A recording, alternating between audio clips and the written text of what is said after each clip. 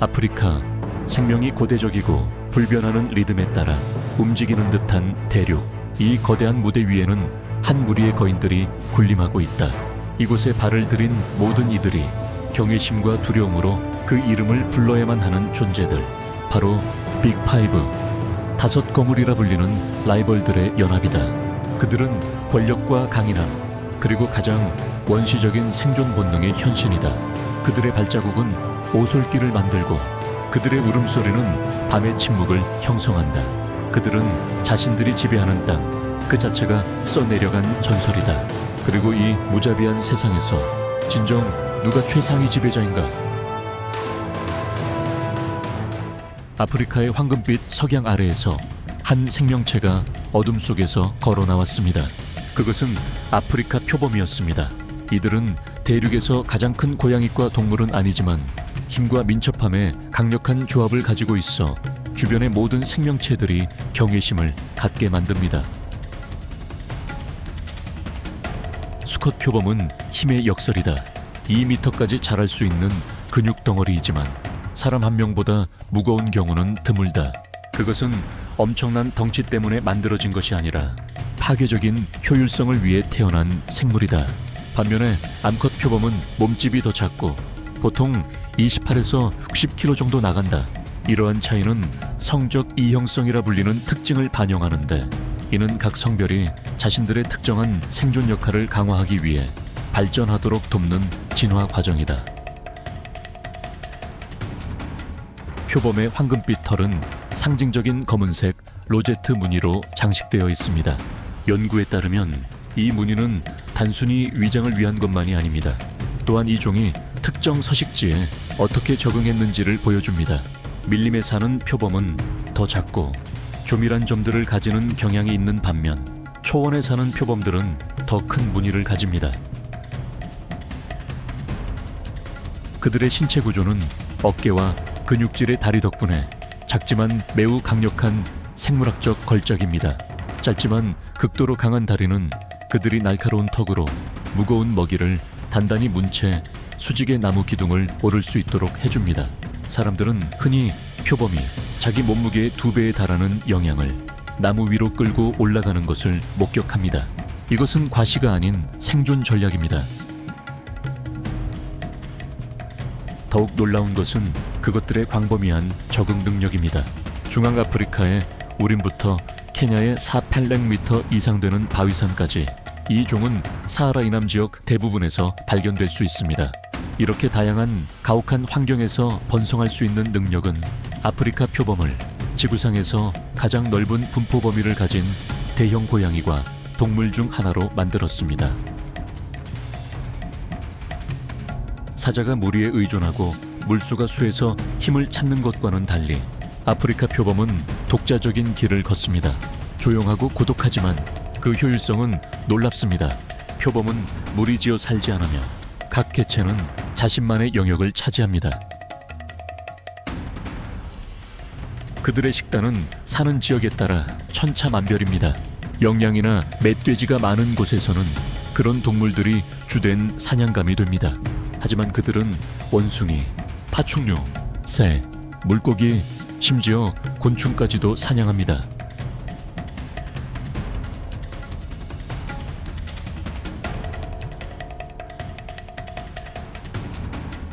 모든 종들 중에서 사자는 왕으로 여겨지지만 빅5에서는 그저 무리의 한 구성원일 뿐입니다. 수컷 사자는 몸 길이가 1.7m에서 2.1m에 이르며 어깨까지의 높이가 약 1.2m이고 몸무게는 150에서 250kg까지 나갑니다. 힘과 지배력의 상징인 그들의 갈기는 나이가 들면서 점차 어두워집니다. 그들 주변에는 암컷 사자들이 더 날씬한 외모를 가지고 있으며 몸무게는 120에서 182kg에 불과합니다. 수사자의 포효는 8km까지 울려 퍼질 수 있습니다. 그것은 여기는 우리의 영역이다 라는 자랑스러운 선언입니다. 하지만 그 포효는 무리 구성원들이 안전하게 집으로 돌아올 수 있도록 이끌어주는 연결의 부름이기도 합니다. 과거에는 사자가 아프리카, 아시아와 동남 유럽 전역을 방랑했습니다. 오늘날에는 약 2,000원에서 74,000마리의 아프리카 사자만이 남아 있습니다. 이들의 이상적인 서식지는 누, 아프리카 물소, 그리고 다른 많은 영양류가 서식하는 광활한 초원과 목초지입니다. 다른 어떤 대형 고양이와 동물들과는 달리 사자는 무리지어 산다. 각 무리는 보통 1에서 5마리의 성체 수컷으로 이루어져 있는데 이들은 대개 형제이거나 동맹을 맺은 개체들이다. 이들은 넓은 영역을 지키는 책임을 나눈다. 이 수컷 동맹 주변에는 5마리에서 15마리 정도의 혈연 관계에 있는 암사자들이 있다. 이들은 무리의 핵심이며 주로 사냥, 새끼 양육, 그리고 혈통 보존을 책임진다. 사자의 두드러진 특징은 명확한 역할 분담입니다. 암사자는 사냥의 약 85에서 90%를 맡습니다. 3에서 아까 마리의 암사자 무리는 협력적인 전략을 구사합니다. 일부는 앞에서 매복하고 다른 암사자들은 측면으로 우회합니다. 이 전략은 큰 먹잇감에게 특히 효과적입니다. 판테라와 옥스퍼드 대학교의 한 연구에 따르면 삶에서 본마리, 개체의 작은 무리가 가장 높은 사냥 성공률을 보였습니다. 한편 수사자는 사냥에 덜 참여하지만 영역을 통제하고 번식하는 데 중요한 역할을 한다. 새로운 연합이 무리를 장악할 때 새끼 살해 행위가 발생할 수 있다. 그들은 이전 수사자들의 저절되지 않은 새끼들을 제거한다. 이러한 행위는 잔인해 보이지만 자신들의 유전자 전파를 극대화하기 위한 생물학적 전략을 반영한다. 사자가 가장 좋아하는 먹이는 발굽동물인데 빅5 중에서는 아프리카 물소뿐이다. 사자 한 마리가 혼자서는 아프리카 물소를 쓰러뜨릴 수 없다. 적어도 동료 한 마리가 필요하다. 자신의 몸무게의 3배 또는 4배나 나가는 먹이를 사냥하기 위해서는 사자는 보통 무리 전체를 동원해야 한다. 암사자들이 먹이를 사방에서 포위했다. 암사자 한 마리가 먹이의 등에 뛰어올라 물어뜯자 10마리 가까운 다른 사자들이 달려들었다. 물소는 절망적으로 울부짖었다. 그것은 뒤집히면서 취약한 목 부분을 드러냈다. 10마리 넘는 사자들이 그것을 포위했지만 다른 물소 한 마리가 도우러 오자 그들은 갑자기 멈춰서서 흩어졌다.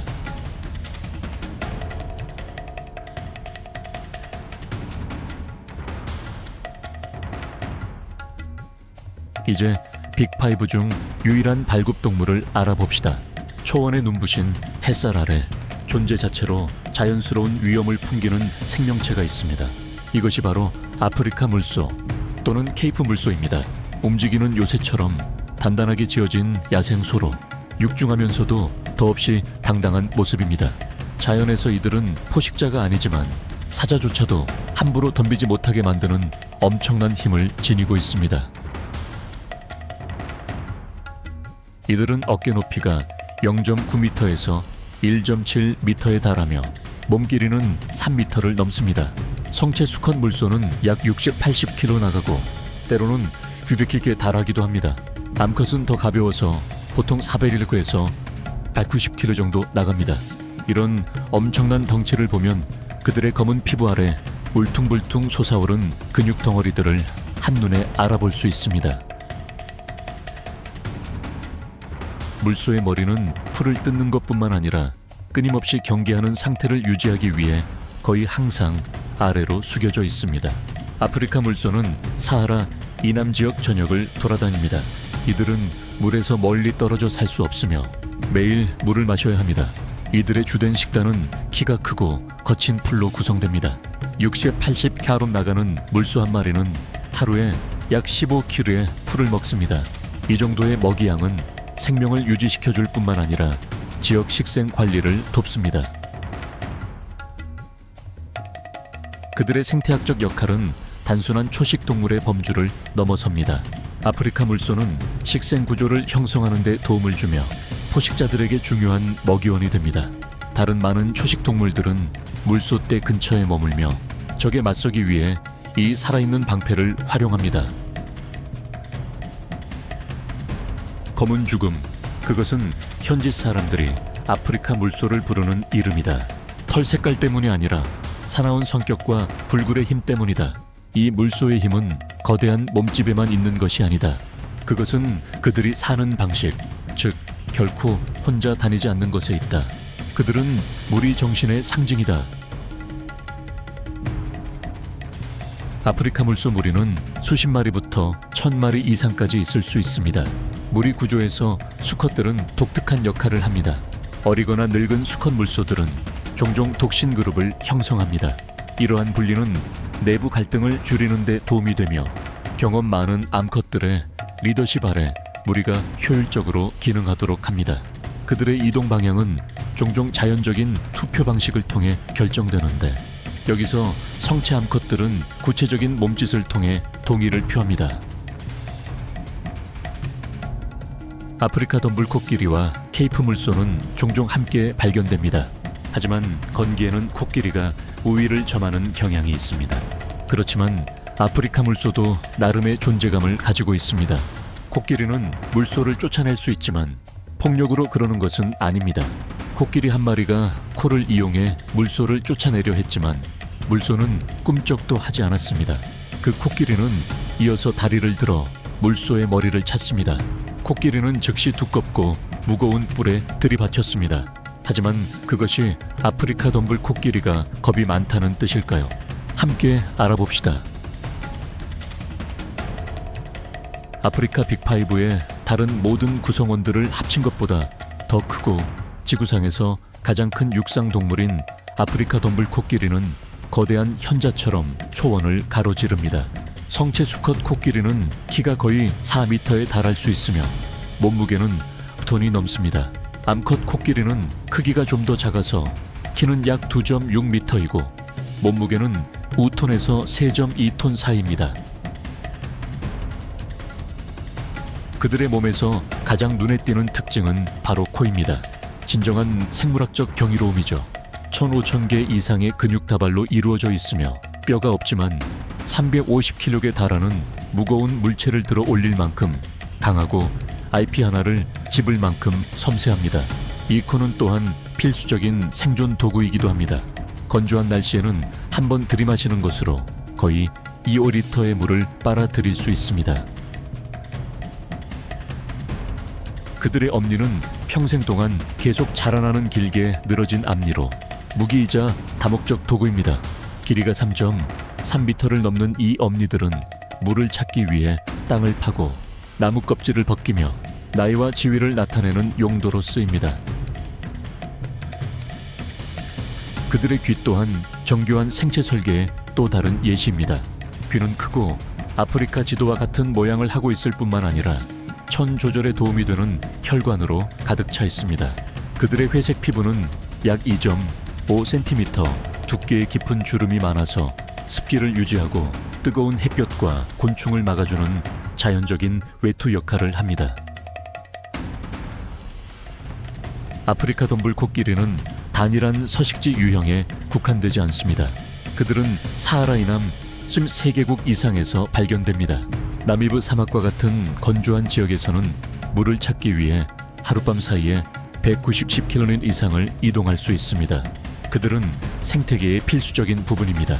풀을 뜯어먹고 숲을 솎아내고 길을 만들므로써 코끼리는 경관을 형성합니다. 생태학적으로는 그들은 균형을 유지하는 데 중요한 연결고리인 핵심 종으로 알려져 있습니다. 코끼리의 삶을 더 깊이 들여다보면 우리를 감탄하게 만드는 것은 단지 거대한 몸집뿐만이 아닙니다. 그것은 놀라운 지능과 복잡한 목의 사회 구조입니다. 각 코끼리 무리는 가장 나이가 많고 경험이 풍부한 암컷 우두머리 코끼리가 이끄는 긴밀한 목의 공동체입니다. 그 우두머리 코끼리의 기억 속에는 이주 경로, 숨겨진 물웅덩이, 그리고 비옥한 땅들이 담겨 있습니다.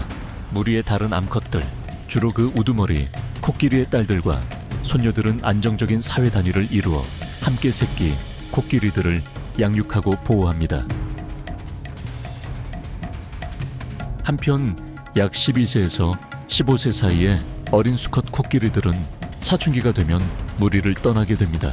이러한 지능적이고 감성적인 행동의 핵심은 아킬로그램이 넘는 거대한 뇌인데 이는 육상동물 중 가장 큽니다. 주름이 많은 대뇌피질과 인간 뇌의 3배에 달하는 유적을 70억 개의 신경세포 덕분에 코끼리는 복잡한 정보를 처리할 수 있습니다.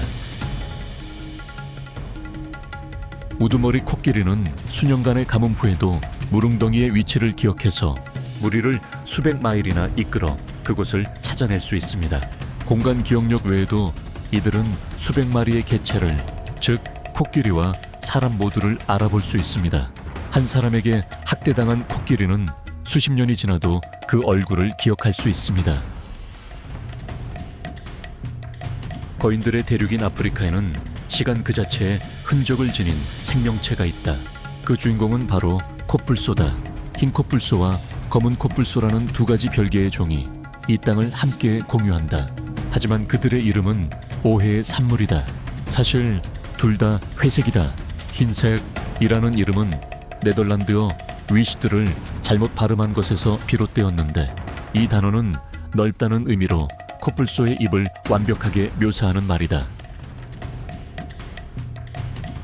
흰 코뿔소의 넓고 각진 주둥이는 초원의 짧은 풀을 뜯어 먹기 위한 특화된 도구이다. 머리를 낮게 숙인 채 움직이는 살아있는 수확기이다. 이들은 주로 넓은 초원에서 작은 무리를 이루어 산다. 그것의 형제인 검은 코뿔소는 다른 길로 진화했다. 몸집은 더 작았지만 그것은 독특한 도구, 즉 뾰족하고 움켜쥘 수 있는 위십술을 가지고 있었다. 주목할 만한 적응인 이 입술은 재빠른 손가락처럼 기능하여 가시 돋친 나뭇가지에서 잎과 어린 싹을 섬세하게 뜯어냈다. 어떤 종이든 코뿔소는 명토 의식이 강하다. 이들의 영역은 선으로 그려지는 것이 아니라 화학적 메시지로 표시된다. 전략적으로 배치된 배설물 더미는 이정표 역할을 한다. 소변 또한 자신을 알리는 표식으로 나이, 성별, 번식 준비 상태에 대한 정보를 담고 있다. 빅5에서 생존 경쟁은 항상 치열합니다. 하지만 코뿔소처럼 심한 피해를 입는 동물은 없습니다. 이들은 잠 23년 말 기준으로 2,800마리도 채 남지 않아 극심한 멸종 위기종으로 분류됩니다. 2023년 한 해에 남아프리카 공화국에서만 499마리의 코뿔소가 밀렵당했습니다.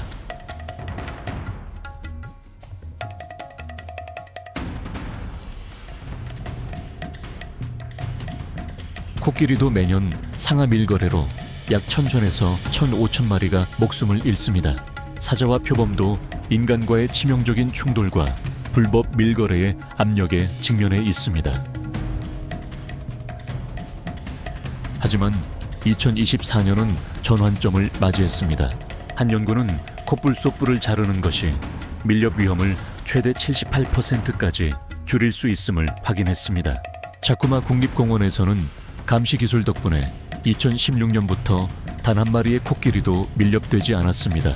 사자와 표범의 경우 전기 울타리와 센서 기술 사용이 갈등을 줄이는 데 도움을 주었습니다. 케이프 버팔로도 더 잘 보호받고 있습니다. 기술과 지역사회는 힘을 합쳐 빅5를 위한 보호막을 만들고 있습니다. 그들을 보호하는 것은 우리의 공동 행성을 보호하는 것입니다.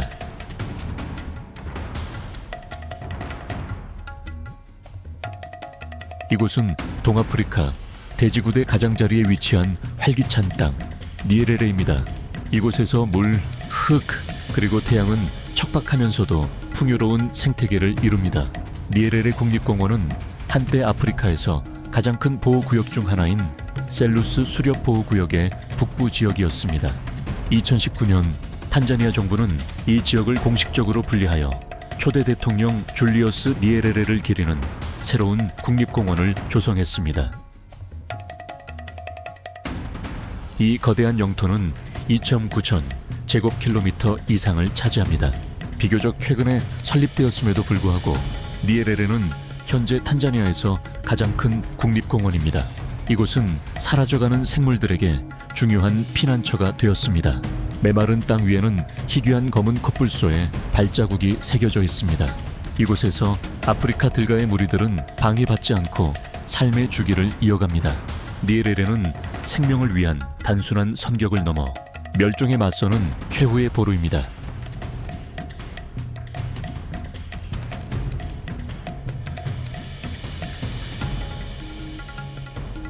루피지강을 따라 강변숲과 계절성 범나무는 니에레레의 생태학적 심장부를 이룹니다. 수면 아래에는 하마떼가 하루 종일 몸을 담그고 있습니다. 밤이 되면 녀석들은 조용히 강을 떠나 인근 초원으로 향하며 그곳에서 각 개체는 최대 40kg의 신선한 풀을 섭취할 수 있습니다. 1500에서 1800에 달하는 몸무게와 150도까지 벌어지는 턱을 가진 하마는 야생의 힘을 상징합니다. 녀석들의 분홍색 땀은 피부에서 분비되는 물질로 천연 자외선 차단제일 뿐만 아니라 박테리아와 탈수를 막아주는 방패 역할도 합니다.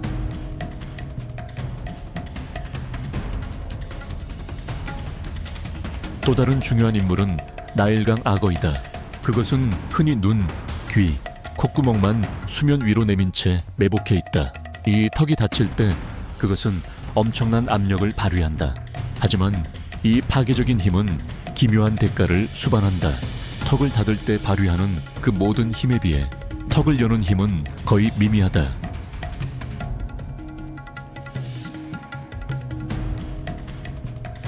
강변숲을 벗어나자 광활한 초원과 미연보 숲으로 이루어진 풍경이 펼쳐졌습니다. 그곳은 건조하고 더운 곳이었지만 네레레의 생물학적 심장부를 이루고 있었습니다. 이 지역에서 아프리카 코끼리는 단순히 적응하는 것을 넘어 적극적으로 환경을 만들어 나갑니다. 그들의 놀라운 공간 기억력은 수십 개의 수원 수의원을 기억하게 해주며 매일 29km에 달하는 거리를 이동하게 합니다.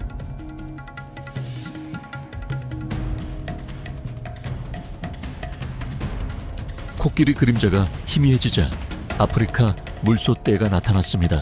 그들은 엄청난 수로 모여들었는데 이는 진정한 강인함의 상징이었습니다. 이것은 사자의 표적이 될 위험을 줄이는 생존 전략입니다. 물소는 사자가 가장 좋아하는 먹이로 사냥감의 하삿 6%를 차지합니다. 이에 대처하기 위해 물소떼는 놀라운 방어 전술을 발전시켰는데 새끼들을 중앙에 두고 큰 수컷들을 바깥쪽에 배치합니다.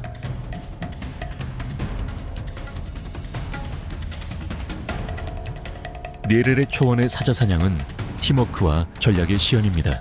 이곳 사자들은 보통 협력적인 방식으로 무리지어 사냥하며 키 큰 풀을 이용해 몸을 숨깁니다. 하지만 사자들이 전리품을 막 즐기려던 순간 어둠 속에서 경계심 가득한 눈빛 한 쌍이 숨어 엿보고 있었습니다. 그리고 사자들이 알아차리기도 전에 먹잇감은 사라져버렸습니다. 범인은 아마도 점박이 하이에나일 것입니다. 점박이 하이에나는 니에레레 전역에 흔히 볼 수 있습니다. 이들은 적극적인 사냥과 시체 포식이라는 두 가지 전술로 알려져 있습니다. 이들은 보통 수십 마리에서 80마리까지의 큰 무리를 이룹니다. 두 종은 치열하게 경쟁하며 최대 58%의 동일한 먹이원을 공유합니다. 이 건조한 땅의 또 다른 전사는 순수한 속도의 화신인 치타입니다. 녀석은 최고 시속 120km까지 달릴 수 있습니다.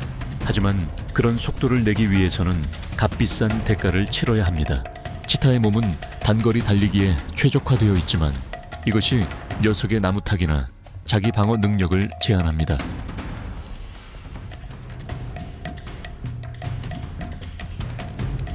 치타와는 달리 아프리카 들개는 무리를 지어 사냥합니다. 이들은 만만치 않은 사냥꾼으로 60에서 90%에 달하는 높은 성공률을 자랑하며 사자보다 훨씬 뛰어납니다. 각각의 사냥은 팀워크의 교향곡과 같습니다. 시속 최대 64km의 속도로 먼 거리를 쫓아 먹이를 추적할 수 있습니다. 정말로 인상적인 것은 이들의 공동 양육 방식입니다. 건강한 무리 구성원들은 새끼들을 먹이기 위해 음식을 토해내고 다른 성체들도 먹입니다. 니에레레에는 800에서 1000마리의 개체가 서식하는 것으로 추정되는데 이는 알려진 아프리카 들개 중 가장 큰 개체군입니다. 초원 전역에서 앙골라 기린은 압도적인 키를 이용하여 나무의 캐노피에 닿습니다. 하지만 물 마시기는 독특하면서도 상당히 어색한 기술을 필요로 합니다. 머리를 충분히 낮추려면 길이는 앞다리를 넓게 벌려야 합니다. 진화 과정은 압력을 관리하기 위해 목의 혈관 내에 복잡한 시스템을 만들어냈고, 이는 생명의 미묘한 균형이 유지되도록 보장합니다.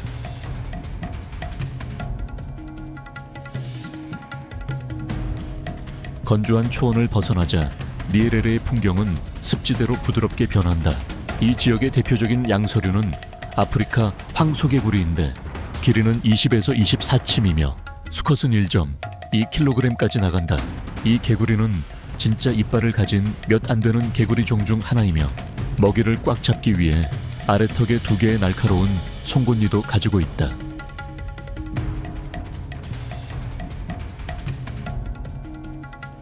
늪지대를 살펴보면 리추의 영양을 찾아볼 수 있습니다. 더 긴 뒷다리는 도약에 유리하여 지늘게 빠지지 않고 이동할 수 있게 해줍니다. 필요할 때 리추에는 시속 48km까지 속도를 낼 수 있습니다.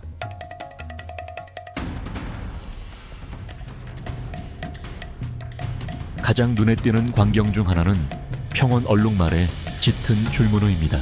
그 얼룩말의 대조적인 무늬는 푸른 초원 풍경을 배경으로 돋보입니다. 얼룩말은 생태계에서 성우자적인 역할을 합니다. 더 키 큰 풀들을 뜯어 먹음으로써 그들은 더 작은 초식동물들을 위한 길을 열어줍니다. 그들의 독특한 줄무늬는 식별을 위한 것일 뿐만 아니라 흡혈 파리를 쫓아내고 천을 조절하는 데도 도움을 줍니다.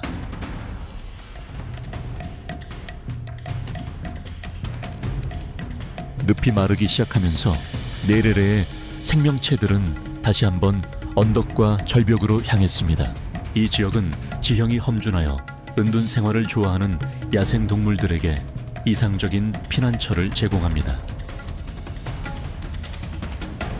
네레레의 구릉지 숲에서 두드러지는 종 중 하나는 검은 코뿔소입니다. 초원에서 사는 친척들과는 달리 이 코뿔소들은 덤불과 험난한 지형이 그들을 시야에서 가려주는 화간감 산비탈을 찾아갑니다. 이곳은 이 종이 생존할 수 있는 정말로 고요한 몇 안 되는 마지막 서식지 중 하나입니다.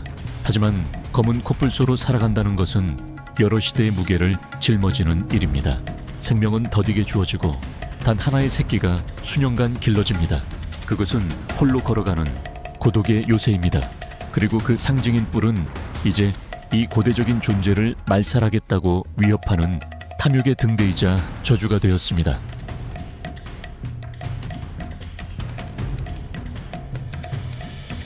초식동물들 중에서 클립스프링어 영양은 암벽 등반의 명수로 두드러집니다. 그것의 두껍고 원반형 발굽은 가파른 화강감 틈새에서 확고한 접지력을 제공합니다. 암벽지대의 또 다른 지배자는 표범이다. 무리를 지어 사냥하는 사자와는 달리 표범은 고독한 생물이다. 예리한 시력과 거의 소리 없는 움직임을 이용해 밤에 사냥한다. 먹이를 잡은 후에는 사체를 나무 위로 끌어올리거나 바위 틈 깊숙이 밀어 넣는데, 이는 먹이를 보존하고 다른 포식자들로부터 보호하기 위함이다.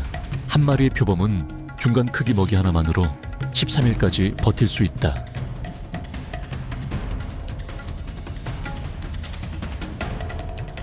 사자는 호랑이 다음으로 지구상에서 가장 큰 고양이과 동물 중 하나입니다.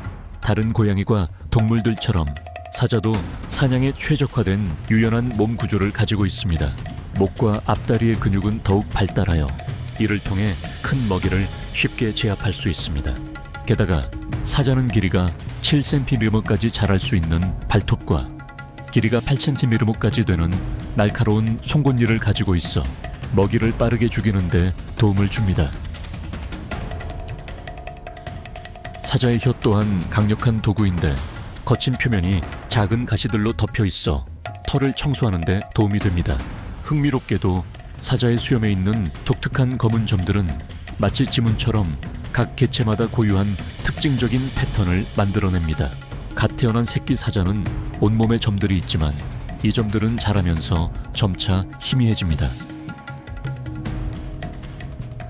수사자의 갈기는 성적 이형성의 한 가지 발현입니다. 갈기는 수사자가 생후 6개월이 되었을 때 자라기 시작합니다. 두껍고 긴 갈기는 수컷이 암컷을 유혹하는 데 도움이 될 뿐만 아니라 힘의 상징이기도 합니다. 수사자는 암사자와 비교하여 훨씬 더 큰 크기를 지니며 평균 180kg의 무게가 나가 뚜렷한 차이를 보입니다. 반면에 암사자는 더 가벼워서 더 민첩하고 유연할 수 있으며 이는 주된 역할인 사냥꾼으로서 특히 유리합니다. 강력한 몸집을 가졌음에도 불구하고 수사자는 심각한 문제에 직면해 있습니다. 그들의 심장은 몸집 크기에 비해 비교적 작아 장시간 동안 고강도 신체 활동을 유지하는 것을 어렵게 합니다. 사자는 시속 80km까지 속도를 낼 수 있지만 이 속도를 오래 유지할 수는 없습니다. 사자는 무리지어 사는데 보통 암컷 5에서 6마리, 새끼들, 그리고 1마리 이상의 성체 수컷으로 구성된다. 한 무리의 전체 구성원 수는 최대 40마리에 달할 수 있다. 무리 내에서 수컷은 영토 방어 역할을 맡는 반면 암컷은 사냥을 담당한다. 두껍고 무거운 갈기는 수컷 사자가 사냥할 때 불리하게 작용하는데 이는 과열을 유발할 수 있기 때문이다. 따라서 대부분의 사냥은 암컷이 수행한다. 수컷 사자는 매일 약 7kg의 고기가 필요하지만 암컷은 약 5kg 정도면 충분합니다. 먹이가 부족해지면 그들의 건강은 빠르게 나빠지고 이는 무리 전체의 생존을 위협하게 됩니다. 사자는 주로 밤이나 황혼 무렵에 활동한다. 먹이를 사냥할 때는 소리 없이 몰래 숨어 기다리다가 공격하기에 충분히 가까워지면 달려든다. 작은 먹이의 경우 사자는 그 자리에서 바로 먹어치운다. 하지만 더 큰 동물을 사냥했을 때는 암컷들이 사체를 무리의 영역으로 끌고 와 함께 나눈다. 이러한 행동은 무리 내의 사회적 유대를 강화한다. 사자 무리 삶의 또 다른 중요한 측면은 혈통을 유지하는 것입니다. 사자의 번식 주기는 계절의 영향을 받지 않으며 성적 성숙기에 도달하면 시작됩니다. 수사자들 사이의 암컷 쟁탈 경쟁은 잔혹한 싸움으로 이어질 수 있습니다. 이것은 혹독한 생존 투쟁이며 오직 가장 강한 수컷만이 살아남아 유전자를 물려줄 수 있습니다. 새로운 수컷이 이전 수컷을 물리치고 무리를 장악하면 즉시 기존의 어린 새끼들을 죽이려 합니다. 이러한 행동은 잔인하게 보일 수 있지만 그것은 생존 전략입니다. 암컷은 여전히 젖을 먹이고 있을 때는 짝짓기를 할 수 없습니다. 그래서 새끼들을 죽이는 것은 암컷을 다시 발전기로 돌아오게 하고 새로운 승자의 유전자를 가진 새끼들을 낳게 하는 가장 빠른 방법입니다. 비록 이 행동이 잔인해 보일 수 있지만 생물학적인 관점에서는 논리적인 근거를 가지고 있습니다. 암컷들은 번식 주기에 더 빨리 돌아오게 되어 새로운 수컷은 자신의 유전자를 신속하게 전달할 수 있습니다. 새끼를 죽이는 행동은 사자 개체군과 이용 가능한 먹이 자원 사이의 균형을 유지하는 데 도움이 됩니다.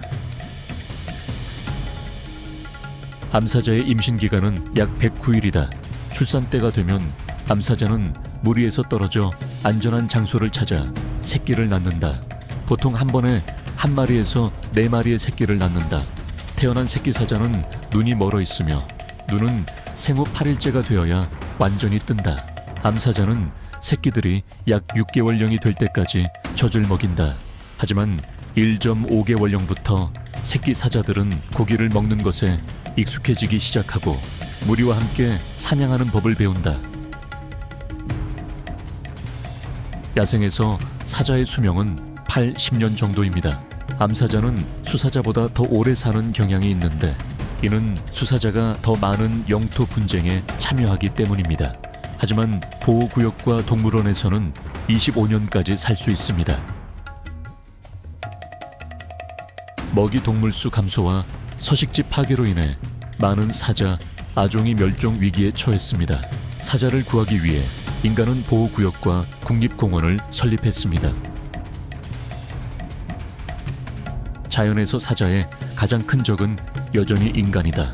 하지만 이것이 유일한 위협은 아니다. 비슷한 식단으로 인해 사자는 하이에나와 자주 충돌한다. 대부분의 경우 사자는 하이에나에게서 먹이를 빼앗는다. 마찬가지로 사자는 치타, 표범과 적대적인 관계를 맺는다. 암사자는 미래의 경쟁을 줄이기 위해 이들 중의 새끼를 사냥하여 죽이는 경우가 많다. 이는 사자가 최고의 포식자일 뿐만 아니라 자신들의 영역을 위협하는 어떤 종에게든 무자비한 경쟁자임을 보여준다.